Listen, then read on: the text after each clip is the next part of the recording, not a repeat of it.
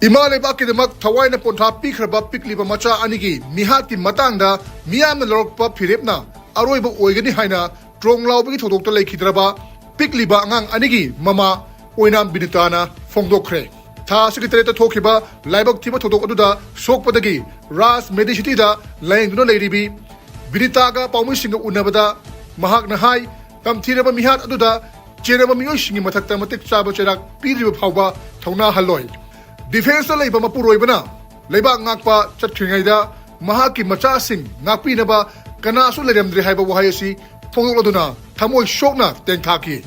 biritana makha taraduna security force singna ngakpi shenbiri khanna yumna macha singlorina tumlingaida tamthiraba thodok asi thokhan khibani security na ngak leba mafam dabhau micham siraba asinadi force sing asi leibagi wahan thok leite makhoi leremdrabadi Mama oibisingna masa singbu ahing tumdaba makai sangduna ngaklamgani kuki khulai paiba singna micham miyamda landaduna mihat thina halaba fawbada lenga nga tumina lection ma pende karama matamda lamdam masida tangdu leitana leiba ngamgadoribano haina hanglakli Nonena mihat asigi matangda ngasi fawba mihat pasingi matakta matik chaba cherak pidaba asimak laibak thibani haina pendabasu fongdokhi Nasi mama mo ina in chak leba may sakse ato pagkana amata dat lebak si daleriba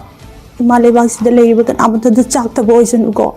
ay ipure ba na defense la leraga lebak ngak pa chat kringay da ay koy bu su ngak pigan ima koy gumba kaya gumba na ngak pigan din khalaga imung do da tummaga leriba ni ngak pi na ba kana amata leram dre haraba di charging do ay na ahing da hogalaga ngak thelaga lejaram ga da bane mang su manga moi chagi punsi makoy gumba kaya na ngak pi ri haraga ay Ichabu koolaga phamungduda tumbane ahing nongyaiduda makoina attack tawraga security gi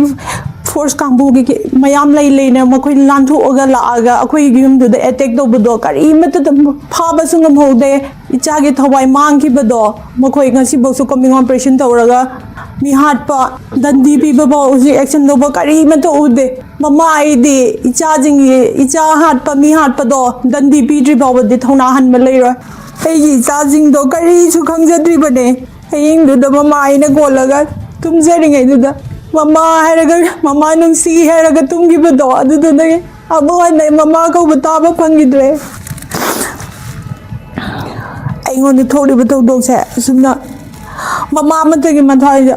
chakpa cha iba mai chang kana mata phangda boy chanu ko adu sarkar gi mai kai degi ngasi bo bo action amata lokhat pi do ba akoi bunga si kadai wa da leyo habano security force na akoi bunga piri ha do nei yim do da pothabam ne haraga leiriba mafam do bauta akoi leiba kire hauji akoi kadai da leyo habano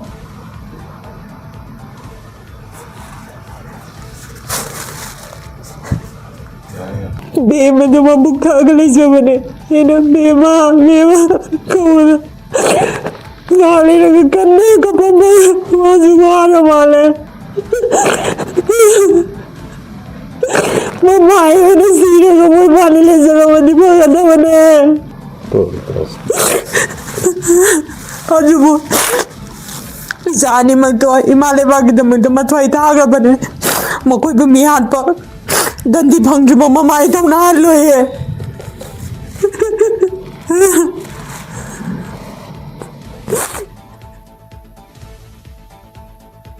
Haukiba April 3 ki ahing ngai matung April 3 kina ayuki pung amaga minute mangaram salakpa duwaida tronglawbi awang leikaida yum amada bom kapsunduna angang ani hatkiba amadi thodok adubu yaningna phawtuna CRPF kemta khongjam section kiba miyamda nongmai kapsalakpada miyoi ahum leikidaba thodok aduda awaba nanghauraba imung marida like minded growth LMG Manipurna chana thaknaba polam sing mating pangkhibagalonena Laikhidraba miyoi mangagi thawaina mapugi lekonda ingno chikna layunaba minute ama 2 minute leptuna semiba mapugi maphamda thauni khre ngasi like minded group ki secretary oju chorokhaibam treasurer kunjeswar mangsatabam assistant secretary surendra ningomba amadi sujit mangangsa suni nongthombam bajani salam boinau maibam inauba nongmai them joy kumar thoksom amadi mohen ingudon chungba member kaya chatuna imung manung singi miyo singa unakhibani लेबाग असिबु मालेमने मसक ताकपदा अचौबा थौदांग लौरिबा मणिपुर की art and culture बु Mirae Biba मानबा मवोंगदा ministry of culture ना state असगी cultural organisation चाम कुंतरुकी repertory grant कक्थटले India लंगा की थवोंग असिना state असगी culture चखोनबा होनरिबा organisation सिंगदा चावना निंगनबा पोखले हिरमसदा मियेंग चंगबिदुना ministry ना कक्थट Pirba repertory grant अमुखना हिंगथनबा होनबियु हाइना संस्कार Bharti Manipur प्राणना मनेनबसिंगी पुनिंग सिंगसलकले हिरमसगी मतंगदा Imphal east district के मनुंग चनबा ब्रह्मपुर हरिखागोक मखोंगदा संस्कार भारती मणिपुर की एग्जीक्यूटिव कमिटी की ओइबा मिफम अमा फमदुना मिनिस्ट्री ऑफ कल्चर की इवैल्यूएशन कमिटी ना लखोलकलिबा खोंथांग असगी मतंगदा कुपना खरनेनखी खरनेनबा लोरबा मतुंगदा पाउमिसिंगा उनबदा संस्कार भारती मणिपुर प्राण की जनरल सेक्रेटरी गुरुमयुम विशेश्वर शर्मा फोंदोरकपदा मणिपुर की कल्चरल ऑर्गेनाइजेशन चामा कुंतरुकी ओइना हौकिबा चही लिसिंगनी कुनमरी कुनमंगा अमदी लिसिंगनी कुनमंगा कुंतरुकी रिपोर्टरी ग्रांट असी मिनिस्ट्री ऑफ कल्चर की इवैल्यूएशन कमिटी ना मार्च कुलहुमदोइदा ककपगी ऑर्डर अमा थोरखी असुगुम्बा थवोंग असिना इना खुले हारिबा इंडियाबो